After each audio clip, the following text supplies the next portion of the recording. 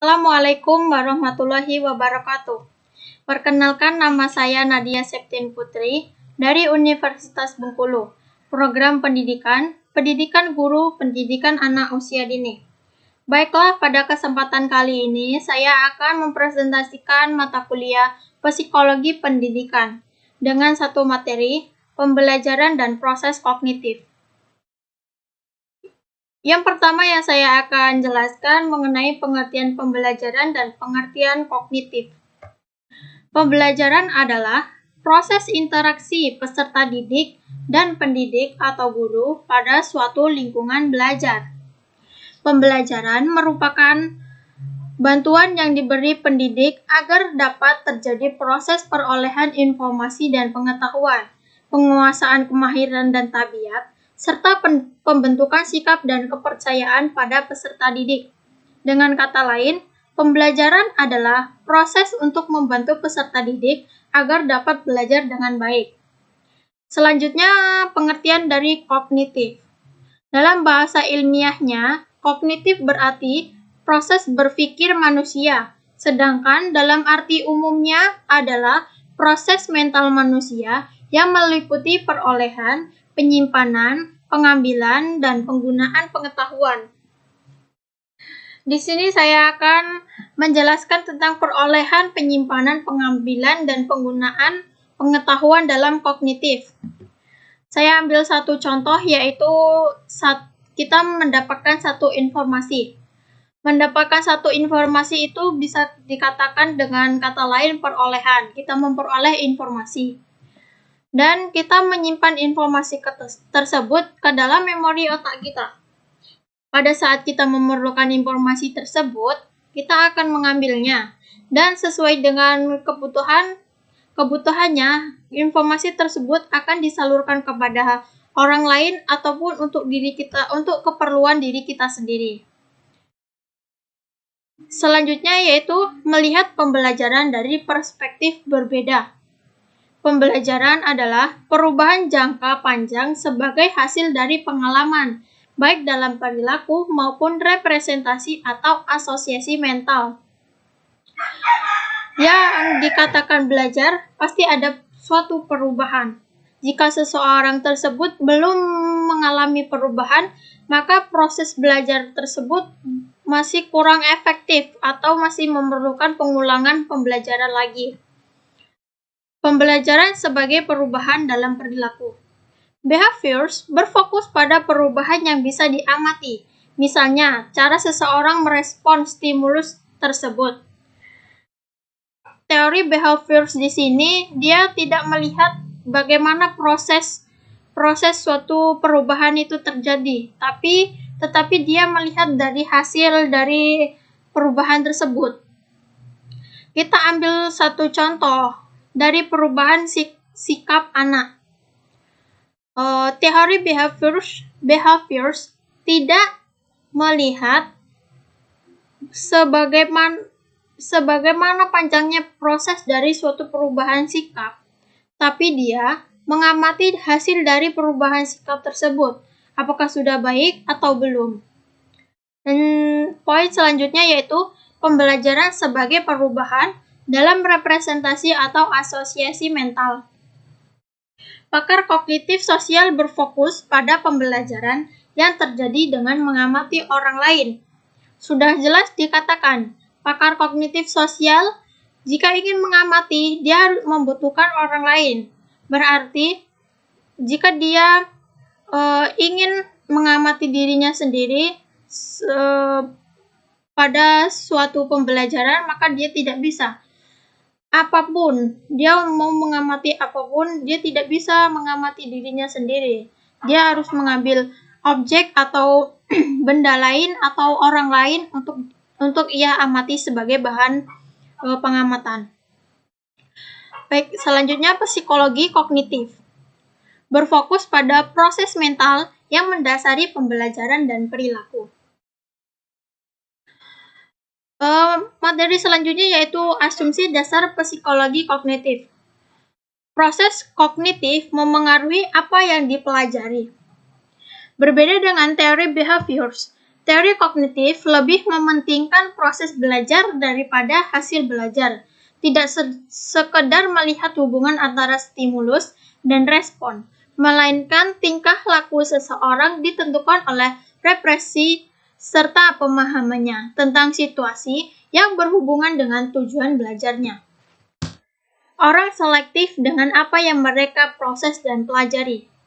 Selektif di sini adalah suatu penyaringan. Jadi seseorang harus menyaring atau memilih sesuatu untuk mereka proses dan pelajari. Seperti halnya kita mendapatkan suatu informasi. Jika kita mendapatkan suatu informasi dari orang lain, kita harus selektif. Karena apa? Bisa jadi informasi tersebut adalah berita bohong atau berita hoax yang merugikan orang lain, dan kita juga bisa ditindak pidana jika menyebarkan berita bohong atau berita hoax. Makna diskonstruksi oleh pembelajar bukan diambil langsung dari lingkungan. Dikonstruksi di sini diartikan yaitu faktual, makna faktual atau berita faktual. Berita fakta yang dipelajari olehnya bukan diambil langsung dari lingkungan berdasarkan pemberian materi oleh pendidik ataupun orang yang mendampingi dia pada saat proses pembelajaran. Asumsi dasar psikologi kognitif. Pengetahuan dan keyakinan yang telah dimiliki memainkan peran utama dalam makna-makna yang dikonstruksi seseorang. Perubahan pematangan dalam otak memungkinkan proses kognitif yang semakin canggih seiring bertambahnya usia. Sudah jelas dikatakan, semakin bertambahnya usia, maka pematangan otak akan semakin bertambah pula. Dan saraf-saraf pada otak pun akan berkembang, dan saraf-saraf neuron pada otak semakin banyak dan dapat menyimpan ingatan yang lebih jika seseorang itu semakin bertambah usianya. Selanjutnya, seseorang terlibat secara aktif dalam pembelajaran mereka sendiri.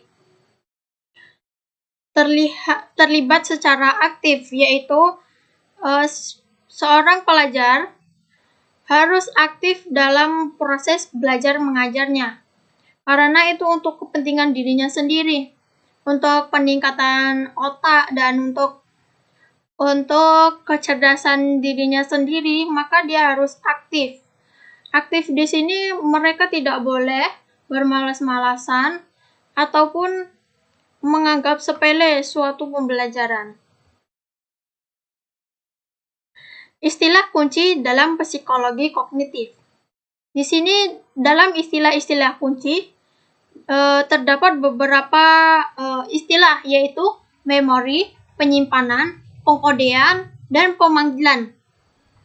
Memori di sini diartikan sebagai kemampuan menyimpan secara mental sesuatu yang telah dipelajari sebelumnya atau lokasi mental di mana informasi tersebut disimpan. Dapat disimpulkan memori di sini yaitu jika kita mendapatkan informasi, kita akan menyimpan dan meletakkan informasi itu ke dalam memori otak kita. Seperti halnya memori handphone ya. Jika dia mendapatkan satu file, maka file tersebut akan disimpan, dan selanjutnya penyimpanan adalah proses atau menempatkan informasi baru ke dalam memori. Seperti halnya contoh yang pertama tadi, seperti file yang dalam handphone, kita baru mendapatkan, setelah itu kita menyimpannya dalam memori, terus kita menempatkan file baru tersebut ke dalam memori, dan kita harus menempatkannya di tempat yang aman. Yang selanjutnya yaitu pengodean, mengubah bentuk informasi baru karena sedang disimpan dalam memori. yang file tadi ya, contoh yang file tadi, kita sudah contoh file yang tadi ya, pengkodean dimaksud yaitu mengubah nama file tersebut menjadi apakah menjadi nama kita atau menjadi suatu kode 123 atau apapun, sehingga lebih mudah untuk dicari. Begitupun dalam otak kita tersebut seperti itu kemungkinan. Dan pemanggilan adalah proses menemukan informasi yang sebelumnya disimpan dalam memori. Pemanggilan di sini diperlukan jika kita membutuhkan suatu informasi, atau pada contoh di atas tadi, jika kita membutuhkan file tersebut, maka kita akan mencari di mana penempatan file tersebut. Sama halnya dengan informasi yang telah kita simpan tadi, maka akan kita cari-cari untuk diteruskan ataupun untuk digunakan untuk keperluan kita. Selanjutnya, model memori manusia. Memori mungkin memiliki 3 komponen kunci. Yang pertama yaitu sensory register, menyimpan informasi yang datang dalam bentuk yang tidak teranalisis, memiliki kepastian yang sangat besar, namun berdurasi sangat singkat.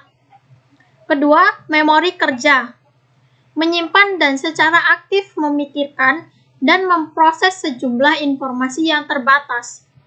Mungkin juga mencakup suatu eksekutif pusat yang memfokuskan atensi, mengatur arus informasi di seluruh sistem memori, dan menghambat pikiran dan tindakan yang kontraproduksi. Memiliki kepastian terbatas dan durasi singkat.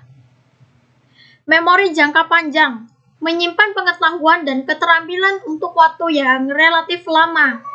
Menyimpan pengetahuan, seperti misalnya kita mendapatkan suatu pengetahuan atau suatu pengalaman waktu kecil, dan kita menyimpan ingatan tersebut dengan baik, dan dengan sampai saat ini pun kita masih dapat mengingat walaupun sedikit-sedikit ada yang terlupa, tetapi kita masih bisa mengingatnya kejadian tersebut pada waktu kecil. Itulah yang dinamakan memori jangka panjang pada otak kita. Selanjutnya yaitu memiliki kepastian yang tidak terbatas dan durasi panjang.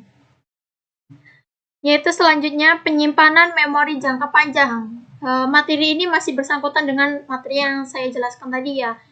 Berbagai bentuk pengetahuan, poin pertamanya yaitu pengetahuan deklaratif, pengetahuan yang berkaitan dengan karakteristik dari sesuatu pada saat ini, sebelumnya, dan nantinya. Pengetahuan deklaratif ini berisikan tentang suatu fakta-fakta. Fakta ini yaitu adalah bisa dikatakan yang sebenarnya, yang aslinya, bukan suatu pengetahuan dongeng atau fiksi. Fiksi itu adalah suatu hanya khayalan ya. Di sini pengetahuan deklaratif itu fakta sebenarnya. Pengetahuan yang berkaitan dengan pada saat ini. Ya, pada saat ini adalah pengetahuan yang sebenarnya, atau sebelumnya, atau yang nantinya. Baiklah, pengetahuan selanjutnya adalah prosedural. Pengetahuan tentang bagaimana melakukan sesuatu ya. Seperti prosedur ini seperti halnya langkah-langkah atau cara-cara. Kita ambil satu contoh ya, seperti kita menghidupkan motor. Terlebih dahulu kita on-kan kontaknya, baru kita menekan tombol start, baru digas perlahan, masukkan persneling 1, masukkan persneling 2, dan pelan-pelan kita gas sedikit untuk berjalan maju ke depan. Jika untuk berhenti, maka kita harus memijak rem. Kalau tidak memijak rem, maka kita tidak akan berhenti, tanpa berhenti dengan sendirinya. Begitulah. Dan kalau jika berbicara tentang prosedur atau langkah-langkah, banyak dalam kehidupan kita ini prosedur dan langkah-langkah dalam kehidupan sehari-hari. Bisa seperti prosedur memasak ataupun prosedur dalam pelajaran pun ada. Dalam pelajaran bahasa Inggris pun terdapat prosedur teks yang saya pelajari dulu waktu SMP, waktu SMA juga ya. Jadi prosedur itu bukan cuma tata cara melakukan suatu kegiatan, tetapi ada juga yang dikatakan prosedur teks. Di sini tidak perlu saya menjelaskan tentang prosedur teks ya, karena itu sudah keluar dari materi saya. Baiklah, selanjutnya yaitu bagaimana pengetahuan deklaratif dipelajari. Pengetahuan deklaratif dipelajari melalui pembelajaran bermakna, mengaitkan informasi baru dengan hal-hal yang sudah kita ketahui. Mengaitkan informasi baru, jika kita mendapatkan satu informasi dan informasi itu ada kemiripan ataupun kesamaan dengan informasi lama, kita harus sebisa mungkin harus seefektif mungkin mengaitkan informasi tersebut agar informasi itu menjadi informasi yang padu dan tidak complang ya. Complang itu maksudnya tidak informasi baru dengan informasi lama itu tidak bermusuhan gitu loh. Maksudnya saling dikaitkan, kita harus pintar-pintar menyaring informasi untuk keperluan kita atau untuk menyalurkan kembali informasi itu kepada orang lain. Selanjutnya yaitu jauh lebih efektif daripada pembelajaran hafalan. Pengetahuan deklaratif ini dipelajari melalui pembelajaran bermakna. Bermakna di sini maksudnya itu kita harus memahami suatu pelajaran, benar-benar memahami dan paham dan mengerti tentang pelajaran atau tentang materi tersebut. Janganlah kita menggunakan metode hafalan, karena hafalan itu tidak baik, hanya bersifat sementara di otak. Tetapi jika kita menggunakan pembelajaran bermakna, maksudnya kita harus memahami, mengerti tentang materi itu, paham. Jadi jika ada orang bertanya, bagaimana tentang materi ini, kita bisa menjelaskan kepada dia. Dan walaupun kita tidak membaca materi itu, jika kita sudah paham, maka kita akan mengerti dan bisa bagaimana menjelaskan materi itu kepada orang lain. Poin berikutnya yaitu kondisi berikut dapat memfasilitasi pembelajaran bermakna. Jika pembelajaran memiliki pola pembelajaran bermakna, memiliki basis pengetahuan yang relevan, menyadari kaitan antara informasi lama dan informasi baru. Di situ seperti maksudnya ini mungkin sudah saya jelaskan tadi ya, yang mengaitkan informasi baru dengan hal-hal yang sudah kita ketahui. Mungkin tidak perlu dijelaskan lagi. Yang selanjutnya yaitu pengetahuan deklaratif dipelajari melalui organisasi. Pembelajaran membentuk hubungan di antara berbagai potongan informasi yang perlu mereka pelajari. Siswa lebih mungkin mengorganisasikan materi bila materi dapat dengan mudah ditempatkan ke dalam struktur organisasi atau pengaturan hierarkis. Guru harus membantu siswa melihat keterkaitan sehingga organisasi mereka lebih efektif. Guru harus membantu siswa. Nah, ini adalah peran yang sangat penting sebagai seorang guru. Guru harus membantu siswa dan guru itu harus terlibat dalam suatu siswa yang dilakukan oleh siswa. Kesiswaan seperti OSIS pada sekolah menengah atas ya, ada siswa ya. Pasti ada guru pembimbingnya di balik tersebut, agar supaya organi tersebut bisa berjalan lebih efektif. Selanjutnya, rekomendasi umum untuk memfasilitasi proses kognitif. Yang pertama, pastikan Anda mendapat atensi dari siswa. Atensi ini bisa jadi berisikan tentang siapa siswa Anda, bagaimana karakter siswa Anda, bagaimana tentang akhlak dan sikap siswa Anda, sehingga seorang guru itu bisa tahu dan memahami siswanya itu seperti apa. Yang kedua yaitu bantulah Anda memisahkan antara detail yang penting dan detail yang tidak penting dan fokus pada informasi terpenting. Di sini artinya yaitu jika murid Anda mendapatkan satu informasi, jika saya gurunya ya, murid saya mendapatkan satu informasi dan saya harus bisa memisahkan detail yang penting yang mana, detail yang tidak penting yang mana, dan saya harus memberikan informasi yang detail yang terpentingnya itu yang mana. Mungkin seperti itu ya. Selanjutnya yaitu bantulah siswa membuat kaitan antara informasi baru dengan informasi yang sudah mereka ketahui. Saya sebagai guru tadi, murid saya mendapatkan informasi, dan saya juga mendapatkan informasi yang sama dengan murid saya. Saya mengumpulkan murid saya. Saya akan menjelaskan antara informasi baru dengan informasi yang sudah mereka ketahui. Ibaratnya kemarin ada satu informasi, dan hari ini ada satu informasi lagi.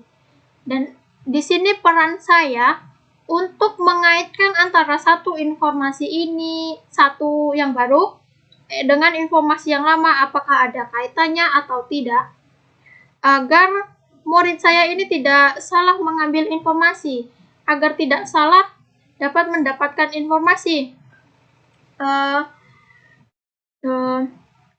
agar supaya mereka benar dalam memilih informasi. Selanjutnya, sediakan waktu untuk mengulang dan menelaah. Pengulangan dan penelaah. Maksudnya di sini ibarat kata, saya seorang guru kan tadi. Saya kemarin atau hari ini sudah menjelaskan pembelajaran tentang kognitif. Hari lusa atau minggu depan, saya harus punya waktu untuk mengulangi sedikit tentang materi ini, agar murid saya atau siswa saya tidak lupa dengan materi atau pembelajaran yang telah saya jelaskan tadi. Selanjutnya yaitu berfokus pada pengertian atau makna, bukan menghafal. Pengertian, makna ya. Ibaratkan pembelajaran suatu materi. Jangan sekali-kali menggunakan metode hafalan, karena itu hanya sifatnya sementara, tersimpan dalam otak. Hafalan itu kita menghafal urutannya gini. Kalau kita mengerti tentang materi tersebut, pengertian dari ini adalah ini. Kita paham. Dan jika ada seseorang yang bertanya kepada kita bisa menjelaskannya dengan pemahaman yang kita miliki tersebut. Jadi tidak mengandalkan apa yang saya hafal kemarin, tidak. Kalau kita sudah memahami, kita dengan mudah memberikan ilmu itu kepada orang lain. Baiklah, sekian presentasi yang dapat saya sampaikan. Mungkin banyak ya kekurangan yang ada pada diri saya dari segi penerangan materi, dari segi berbicara, dari segi bahasa, mungkin banyak sekali yang kurangnya. Apalagi dari segi pengetahuan, banyak sekali saya kekurangannya.